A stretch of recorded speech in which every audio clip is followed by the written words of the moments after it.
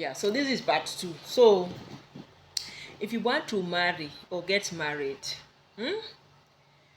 be able to, if you were used to being masculine and probably showcasing your masculinity, just be open to change, be open to adjustment, and everything will just be easy for you. There are some couples you see, their marriage is easy, and there are some couples you see their marriage seems like hard work. Now let me tell you, before I got married, when I was a little girl, I used to be so scared of marriage.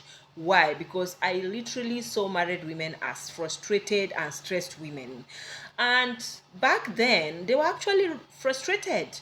Do you know? Because the traditional setting, for instance, my mom got married at 17. She was just a kiddo. She went to take her ID and she increased her age with 1 year, and she took ID to get married. And she got married to a man that was 10 years older than her. So of course, this is a kiddo that got married to an adult, do you get?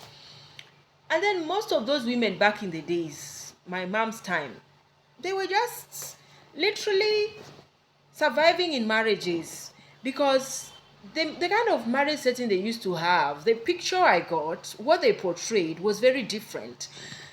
They were not portraying the marriage of today that we do honey, darling. No, no, they were not. That was even considered very disrespectful. How can you honey your husband? How can you baby him? How can you darling him? Highest they used to call their husbands daddy, daddy. I remember there's a time my mom used to call my dad daddy, and there's a time I heard it and I laughed, and I told her, mommy, why are you calling my daddy daddy? He's not your daddy, he's my daddy. Do you get? Just like a kid. But what I'm trying to say is,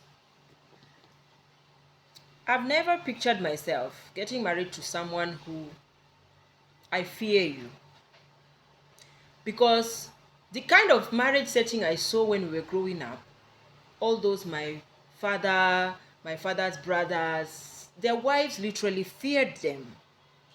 There's something you can't do because daddy's around. There's something you can't say because daddy's around. There are things that daddy cannot hear it. If daddy hears it, you're dead. I didn't like that. I was just like, what's all this? So I grew up fearing marriage a lot. I was like, Mom, I don't want to get married when I grow up. I don't want to. I later realized that these people, they were living in a stone age. The marriage these days is not like that. When I later got to, let me say, 22, 23, I later realized that it is not what I used to see when I was 8, 7, 6, 9, 10, 11. It was not like that, you know. And then I was open to changes. I was open to embracing differences, and the whole idea changed in my head. I was like, wow, and then I later saw how all these Nigerian men used to treat their wives. We fell in love with home videos, and it was the only thing you could watch in my house, and you could see how Nigerian men used to treat their women, madam this, madam that, and they were so taking care of them so nicely. So in my head I was just like, this is the place to go, this is the target, this is the goal. And I'm grateful and I'm glad that it actually worked for me. Do you get? So that's why it all goes down to believing in yourself and believing in what you're trusting God for. If you want God to do something for you, just believe it. All those girls that you see, they are married to Germany men, German men, or white men, they just believed it, that okay, let me just go to Tinder, I'll meet a man, and it worked for them. It all comes back to faith, to believe.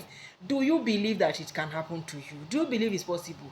All those people that you see, they travel to Canada, they travel to US, UK, and they are working there, Australia, Switzerland, New Zealand, and they are working. They first of all believed in themselves that I can do this. I can actually travel and stay there and work there. They used to say black people cannot make it there. The place is too cold. Snow is this, snow is falling. Are they not making it? The snow stopped falling.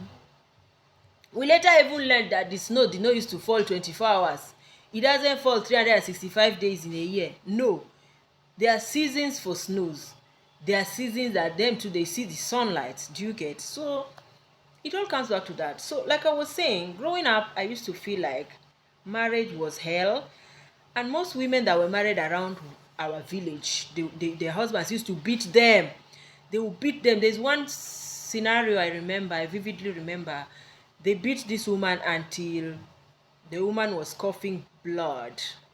I was like, if this is what marriage is, I really don't want to get married. That's what I told myself. Do you get? So it's attracted me to the kind of men that are always very quiet. If you're not a quiet guy, you're not my type of guy. You're not my type of. You can be my friend, but you can't be my guy. If you know what I mean. Do you get? Because I used to feel like all those men who their mouth is just everywhere. They used to beat their wives. They're always hostile. They're quick to anger. They can't control their tongue. They can't control their temper. They will beat their wife. They will insult their wife. And I just want, like, I wasn't catered for that. I was just like, I cannot do this. I cannot take this. I cannot stand this. And you know what you believe works for you. If you believe that, no, I don't want this type of person, no, I cannot stand this type of person, no, I don't attract this kind of people, I don't want them, I don't, that's what we go back to. Standard in relationship. Have standards of the type of men you allow in your life. Don't allow every type of man in your life. Have standard. Are your men the type of men that are quiet men, introverted men, reserved men, self-sufficient, and they are comfortable in their own skin? That if you're always mixing them, today you're dating a quiet man, tomorrow you are dating the parrot, today you are dating a reserved man, tomorrow you are dating a man that all his life is marriage, you are quarrel with him, he's posted on social media, all his family members know that if you sleep you normally snore. Or if you people are quarreling, you just call his family members and start telling them, hey, me and Mama Nani, we are quarreling. You have to be very, very careful and set your own standard. Very, very key thing. So if you want to get married, we say, first of all, be open to learning, relearning, and adjusting yourself and accepting yourself. Another thing, you must learn to accept your change, okay? Getting married and friends falling off, or your clique changes. Sometimes it's automatic, because when you get married, you notice that marriage entails a lot of stuff.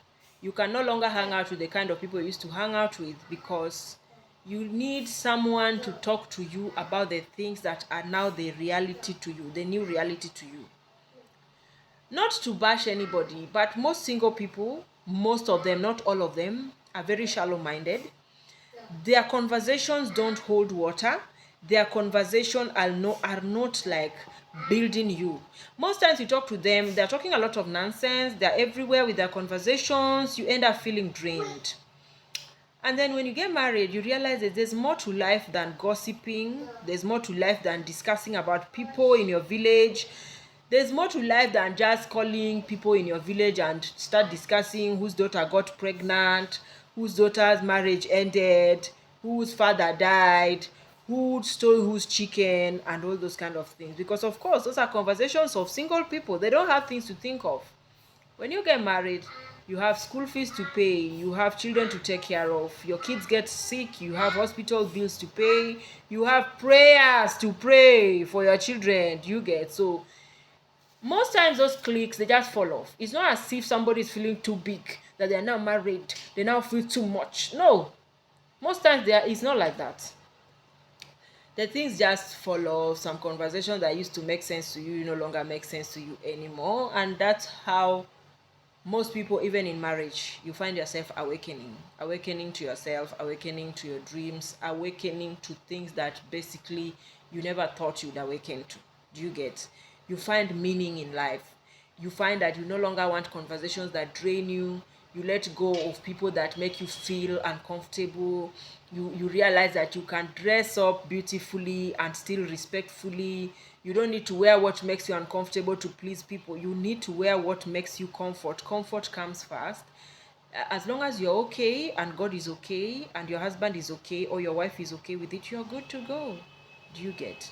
Yeah. So like I said, we have part 3, part 4, part 5, and anyway, like, share, comment, and let me know your thoughts, and follow, follow, and subscribe. Okay, if you haven't subscribed to Soulmates with L on YouTube, I don't know what you're waiting for. Come on, subscribe. Okay, subscribe. And for all the new ones, you are welcome. Thank you so much. I see all of you and I appreciate all of you. May God meet you at your own point of need.